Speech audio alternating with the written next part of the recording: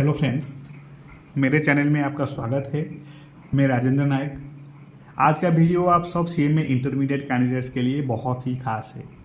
मुझे पता है कि ये जो हमारा प्रोफेशनल एग्जामिनेशंस है, इस प्रोफेशनल एग्जामिनेशंस की तैयारी कितनी चैलेंजिंग हो सकती है, लेकिन याद रखिए हार्डवर्क और डेडिकेशन ही आपको आपके मंजिल तक पहुंचाएंगे। एंड इस वीडियो में मैं आपके साथ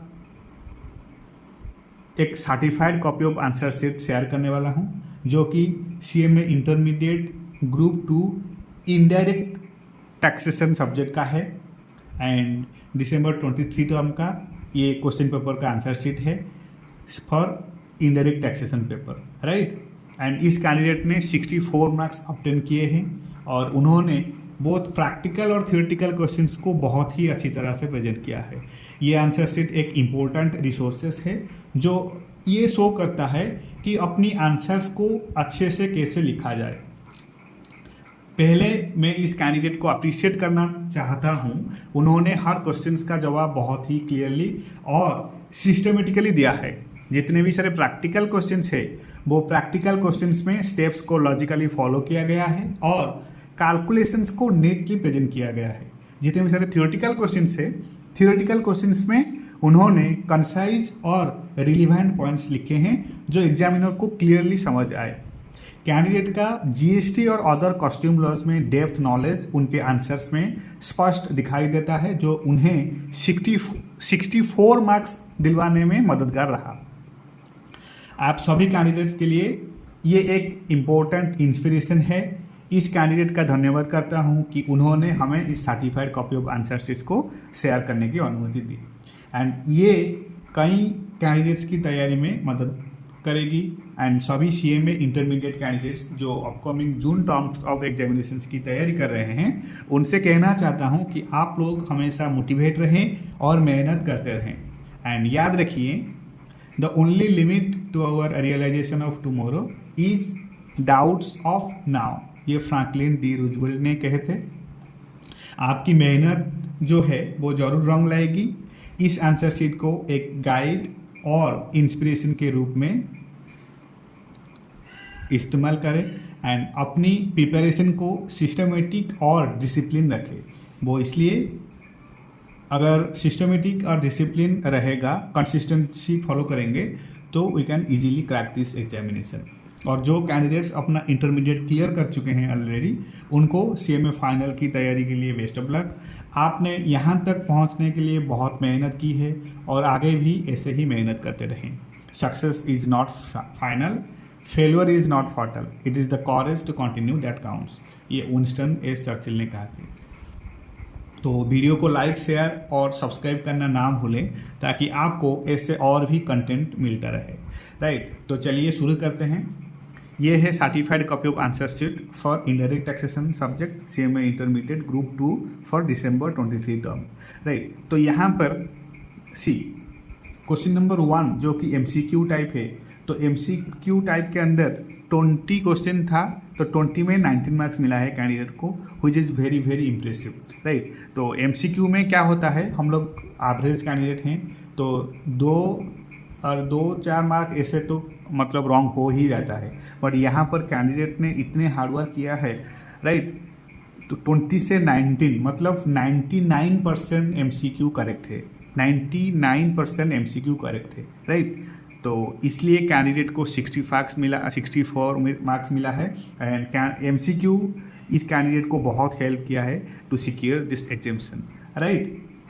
तो ध्यान रखना, MCQ always plays a pivotal role towards pass the examinations as well as securing examinations, right?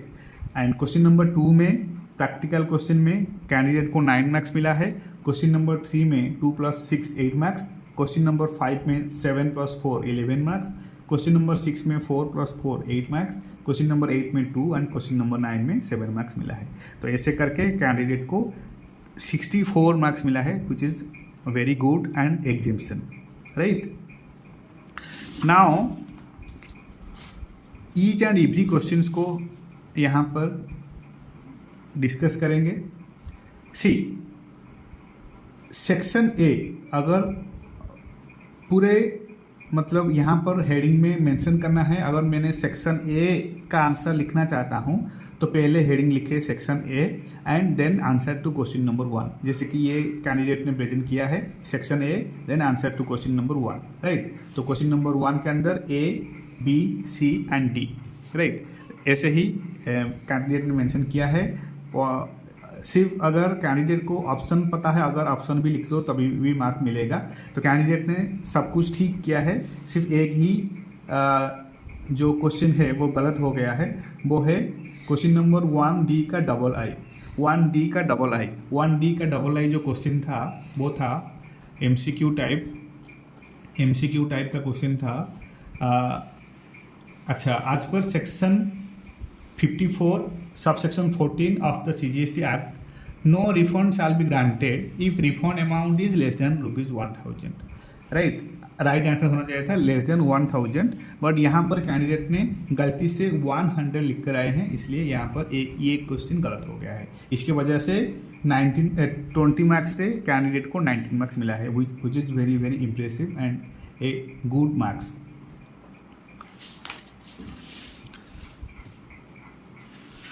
Then आते हैं question number 2A। Question number 2A में कैंडिडेट को मिला है 3+6। Question number 2A and 2B दोनों क्वेश्चन में कैंडिडेट को मिला है 2A में मिला है 3 मार्क एंड B में 6 मार्क्स मिला है, राइट। क्वेश्चन नंबर 2A जो है वो थियोरेटिकल क्वेश्चन है, विच इज वेटेज था 7 मार्क्स का, तो 7 मार्क्स से कैंडिडेट को 3 मार्क्स मिला है, राइट। 7 मार्क्स से कैंडिडेट को 3 मार्क्स मिला है।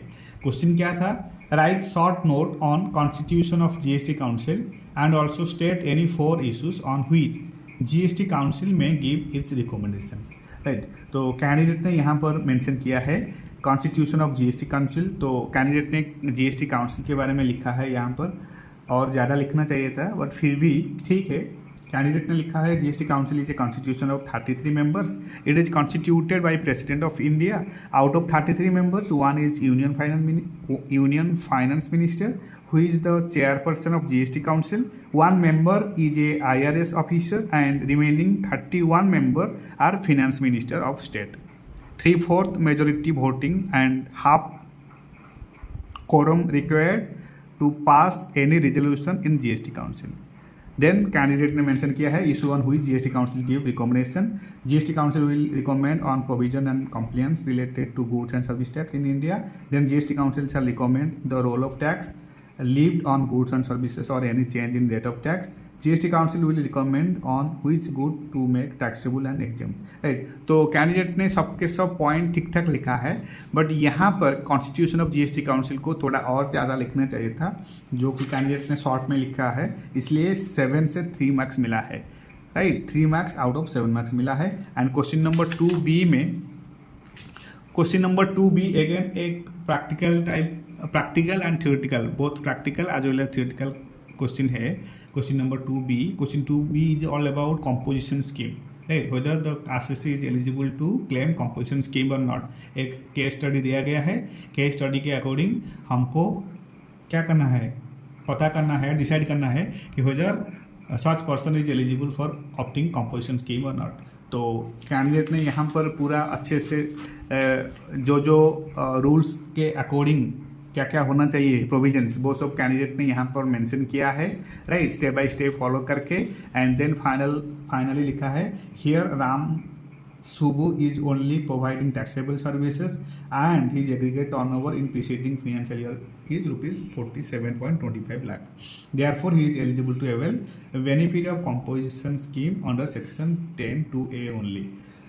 राइट, तो ऐसे करके लिखा है, इसलिए कैंडिडेट को स्टेप बाय स्टेप मार्क्स मिला है, 1 + 1 + 1 3 मार्क्स मिला है। Then computation of tax liability of Mr. Ram Subbu in financial 23-24, right. तो कैंडिडेट ने देखो स्टेप बाय स्टेप लिखा है अच्छे से, इसलिए स्टेप बाय स्टेप मार्क मिला है।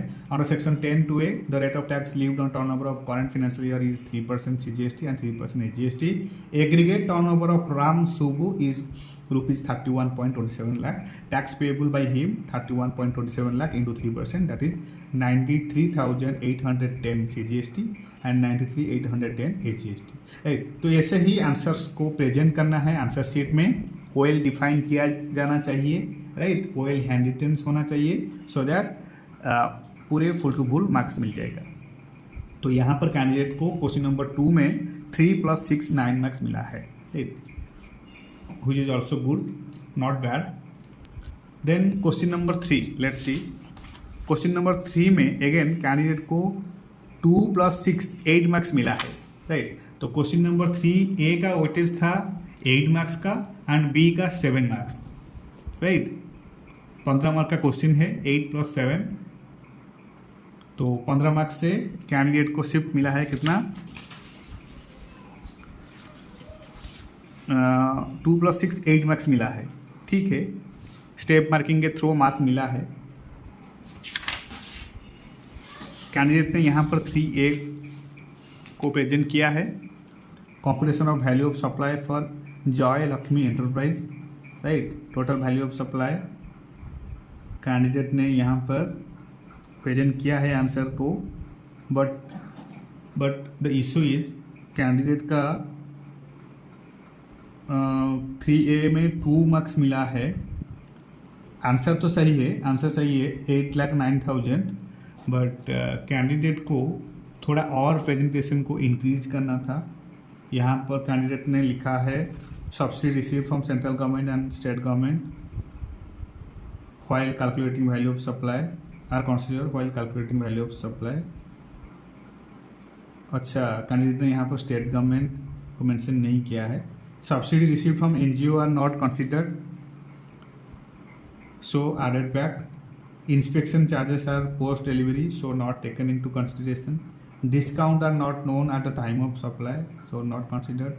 Third party inspection charges are payable by Joy Lakshmi but paid by recipient on behalf of supplier, so added in value of supply.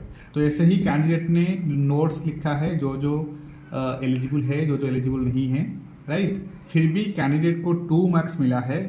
Candidate ने well define किया गया है, फुल मार्क्स मिलना चाहिए था। Actually जो मार्क्स था क्वेश्चन नंबर 3A का, क्वेश्चन नंबर 3A का जो मार्क्स था वो है 8 मार्क्स का, मिला है 2 out of 8 marks in question number 3A में, एंड क्वेश्चन नंबर 3B में 6 मार्क्स मिला है, राइट। क्वेश्चन नंबर 3B देखते हैं।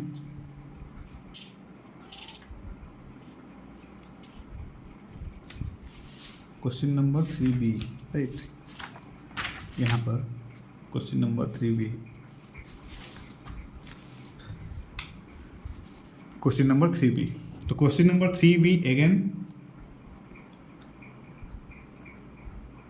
ये है with reference to GST law determine the time of supply. ये टाइम ऑफ सप्लाई का क्वेश्चन था, वेटेज था 7 मार्क्स का। तो 7 में से कैंडिडेट को मिला है 3B में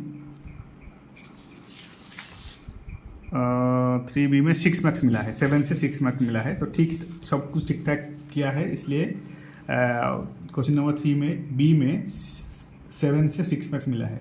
बट यहाँ पर कैंडिडेट ने पहले जो लिखा है वो गलत लिखा है। In case of supply of goods the time of supply is determined as date of issue of invoice, due date of issue of invoice, date of payment whichever is earlier, right.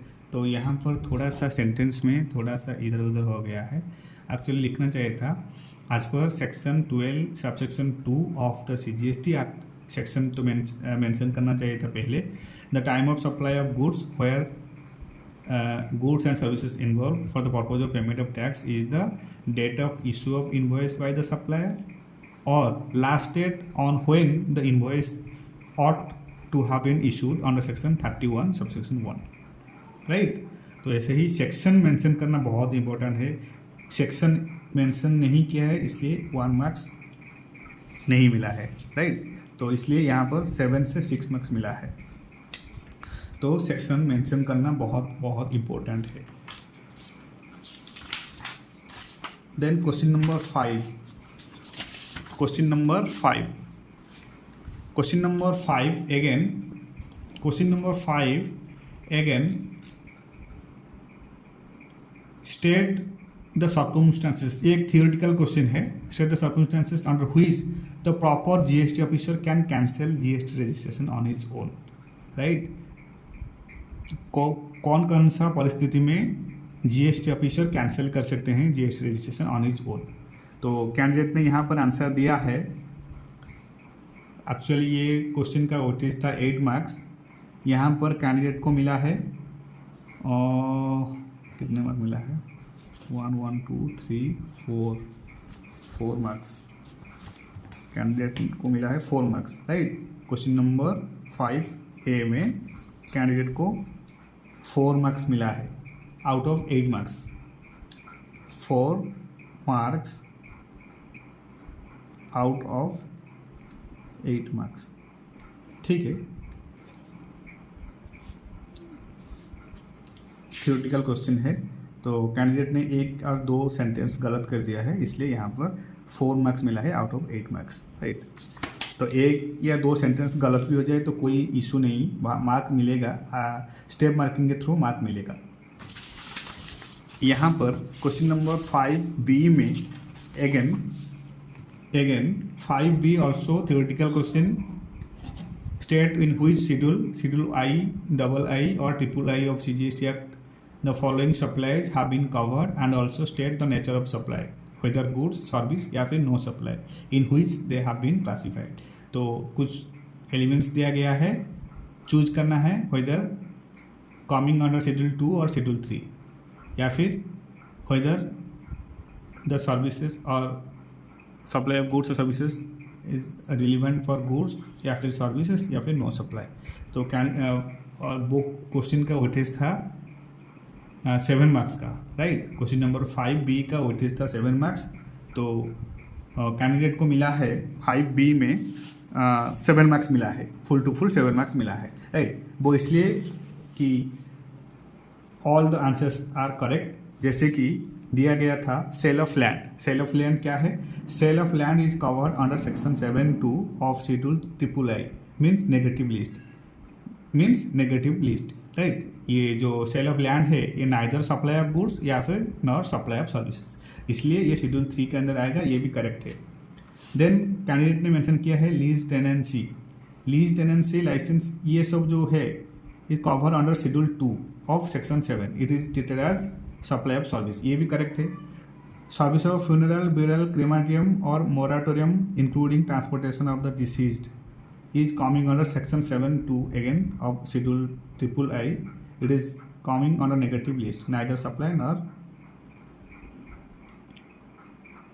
ये ना supply होगा goods nor supply of services होगा, schedule 3 के अंदर आता है। तो ये सब करेक्ट है, इसलिए कैंडिडेट को फुल टू फुल 7 मार्क्स मिला है, राइट। तो फुल टू फुल मार्क्स मिलेगा अगर सब कुछ मतलब ठीक से लिखा गया है। सेक्शन जहाँ जहाँ रिक्वायरमेंट है वहाँ सेक्शन को मेंशन करना है। जैसे कि यहाँ पर कैंडिडेट ने मेंशन किया है section 7 subsection 2 of schedule III। तो ऐसे ही सेक्शन मेंशन करना बहुत इंपॉर्टेंट है, ये एक बहुत बड़ा इंप्रेशन होता है, राइट, व्हाइल कैलकुलेटिंग आंसर्स और calculating marks, right. Then answer to question number 6A में अगेन कैंडिडेट को मिला है 4 + 4 8 मार्क्स मिला है। क्वेश्चन नंबर 6 में कैंडिडेट को मिला है 8 marks, right. Question number actual जो क्वेश्चन नंबर 6A का वेटेज था 6 marks and question number 6B का वेटेज था 9 marks.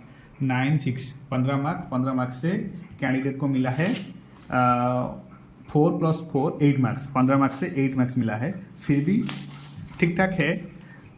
Question number 6A is all about place of supply, right. Place of supply का क्वेश्चन था एंड यहाँ पर candidate ने फर्स्ट क्वेश्चन का सही आंसर दिया है उदयपुर, इसलिए 2 मार्क्स मिला है।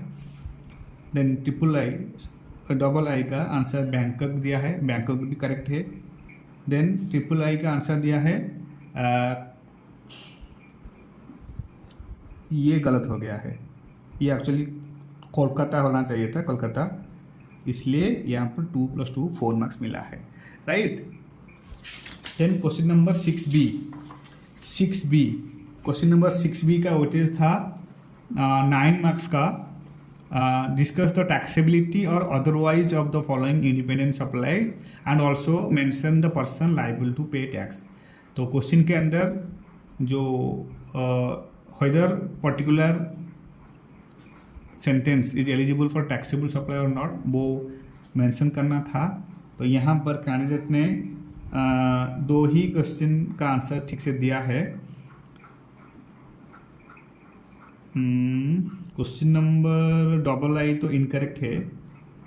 क्वेश्चन नंबर आई में 3 मार्क्स मिला है, right. Question number I correct है। क्वेश्चन नंबर आई होना चाहिए था taxable supply of Mister ABC and company is liable to pay GST under RCM. तो यहाँ पर कैंडिडेट ने ऑन रिवर्स चार्ज मिसिंग, ठीक है, कैंडिडेट ने ये ठीक ठाक लिखा है, राइट, इसलिए यहाँ पर 3 मार्क्स मिला है, 3 आउट ऑफ 3। बट यहाँ पर क्वेश्चन नंबर डबल आई में, क्वेश्चन नंबर 6B का डबल आई में कैंडिडेट ने गलत आंसर दे दिया है। ये double I actually not a taxable supply होना चाहिए था, no one is liable to pay tax. But यहाँ पर कैंडिडेट ने मेंशन किया है Mister Aradhana being a business person is required to pay tax on 1,20,000 under reverse charge mechanism. तो ये गलत हो गया है, इसके वजह से यहाँ पर 3 + 1 4 मार्क्स मिला है, राइट। तो question number 6A and B में 8 मार्क्स मिला है out of 15 marks, 15 marks, right. Now comes to question number 8 of section B, 8 of section B। तो सेक्शन B का क्वेश्चन नंबर 8 ये MCQ टाइप है। तो MCQ टाइप में कैंडिडेट को मिला है 1 + 1 2 मार्क्स मिला है, 2 marks out of 5 marks, right. 5 marks से ठीक 2 मार्क्स ही करेक्ट है और बाकी सब इनकरेक्ट। इसलिए अच्छा, कौन कौन सा क्वेश्चन करेक्ट इनकरेक्ट है? Question number I, question number double I and question number I भी।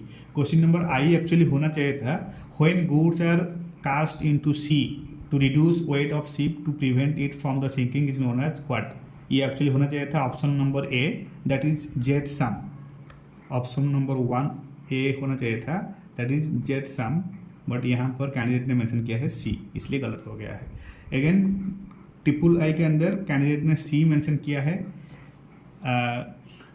होना चाहिए था, राइट आंसर होना चाहिए था का ऑप्शन नंबर ट्रिपल आई, अच्छा डबल आई का बी, ट्रिपल आई का तो सी ही होना चाहिए था। बट यहाँ पर मार्क्स नहीं मिला है। क्वेश्चन नंबर आई वी का तो ठीक है, आई वी का बी होना चाहिए था। Question number I V is all about which of the following goods are not be deposited in a special warehouse. Defence and military equipment में जो गुड्स है वो स्पेशल वेयर हाउस में डिपॉजिट नहीं होता है। तो यहाँ पर कैंडिडेट ने मेंशन किया है सी, सेमी प्रीशियस मेटल्स, इसलिए ये गलत हो गया है, राइट। ठीक है, 5 मार्क्स से 2 मार्क्स मिला है कैंडिडेट को इन सेक्शन बी। देन आते हैं क्वेश्चन नंबर 9A। 9A देखो कैसे प्रेजेंट किया गया है, प्रैक्टिकल क्वेश्चन है एक, राइट, कॉस्ट्यूम का। तो देखो कैसे पेन से प्रेजेंटेशन किया है। Question number 9A, question number 9A का वेटेज था 9 मार्क्स का, राइट। तो 9 मार्क्स से कैंडिडेट को मिला है 7 मार्क्स। 9A में कैंडिडेट को 7 मार्क्स मिला है। देखो कैसे प्रेजेंट किया है। Question answer to question number 9A ऐसे लिखना है। Then computation of duty payable on importation, right.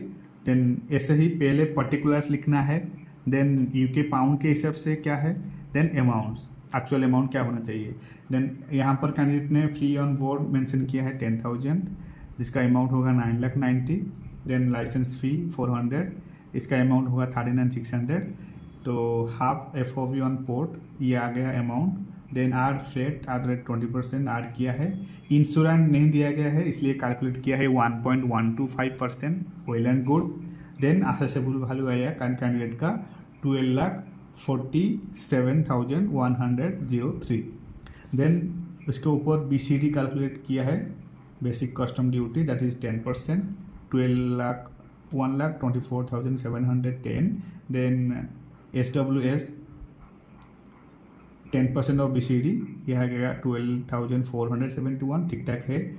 Value आया 13,84,284. देन IGST आर बैक किया है 12%, दैट इज 1,66,114. तो कैंडिडेट का आया है टोटल 15,50,398, राइट. एंड हाँ ठीक ठाक है. एंड यहाँ पर कॉस्ट्यूम ड्यूटी कितना आया 1,24,710 प्लस 12,471, दैट इज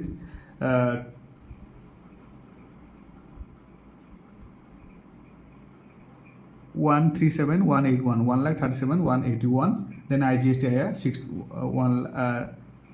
1,66,114, राइट. तो ये हो गया, लिखना चाहिए 3,03,295. ठीक ठाक दिया है आंसर कैंडिडेट ने. एंड यहाँ पर कैंडिडेट ने नोट भी लिखा है, in case goods imported by air freight actual or 20% of FOP, whichever is lower should be taken. Then insurance is 1.125% on FOP value. Buying commission is not taken into consideration. Buying commission जो है वो नहीं लिया जाएगा consideration को while calculating costume duty. Then rate of BCD is taken on bill on supply or date of arrival of the aircraft, right. तो ऐसे ही note लिखना है, एक अच्छा प्रेजेंटेशन जाएगा, राइट. आपको पहले ऐसे ही प्रैक्टिकल क्वेश्चन को सॉल्व करना है, देन नोट लिखना है, राइट. सो दैट एग्जामिनर को लगेगा कि कैंडिडेट को डेप्थ नॉलेज है इस प्रैक्टिकल क्वेश्चन के ऊपर, right. Then question number 9B again 9B theoretical question, negative list of duty drawback as per section 76 of the costume act. 6 marks का question था. 9B में कैंडिडेट ने 2 पॉइंट लिखा है, बट वो 2 पॉइंट्स गलत है, इसलिए 0 मार्क्स रिवर्ट किया गया है, राइट. तो ठीक है, ऐसे करके कैंडिडेट को 64 मार्क्स मिला है, पूरे के पूरे 64 मार्क्स मिला है. ये मतलब कैंडिडेट का जो नॉलेज वो बहुत बढ़िया है, प्रेजेंटेशन भी बहुत अच्छा है. 1 या 2 क्वेश्चन के अंदर थोड़ा बहुत गलत हो गया है, बट बाकी सबका सब प्रेजेंटेशन ठीक ठाक है, स्टेप मार्किंग मिला है ठीक ठाक, राइट. तो ऐसे ही प्रेजेंट करना है practical question and theoretical question को. एंड और भी मार्क आ सकता था, बट 2-3 क्वेश्चन गलत हो गया है, इसकी वजह से मार्क्स नहीं मिला है, राइट. तो कोई प्रॉब्लम नहीं, ऐसे ही प्रिपेयर करना है, ऐसे ही शॉर्ट नोट्स बनाना है और बार बार रिवीजन करना है. और याद रखें, सफलता का राज खुशी में है. अगर आप अपना काम पसंद करते हैं तो आप सफल होंगे. आगे बढ़ते रहें और यकीन रखें कि आप ये काम कर सकते हैं और आप आधे रास्ते पर हैं. और एंड में याद रखें, CMA बनने के बाद आपके पास न सिर्फ एक प्रेस्टिजियस डेजिग्नेशन होगी, बल्कि आपके कैरियर में नए अवसर भी मिलेंगे. आप फिनेंशियल मैनेजमेंट, कॉस्ट अकाउंटिंग और बिजनेस स्ट्रैटेजी में एक्सपर्ट बनेंगे, जो आपको टॉप कंपनीज में लीडरशिप रोल्स के लिए क्वालिफाई करेगा. CMA बनने के बाद आप एक सक्सेसफुल और रिवार्डिंग कैरियर एंजॉय कर सकते हैं, जो आपके और आपके परिवार के सपनों को साकार करेगा. With this positive note, thank you so much for your time, thank you so much for your patience and happy studying. राह देखेंगे तेरी, चाहे जमाने लग जाएं, जमाने लग जाएं, जमाने लग जाएं, या तो आ जाए तू या हम ही ठिकाने लग जाएं.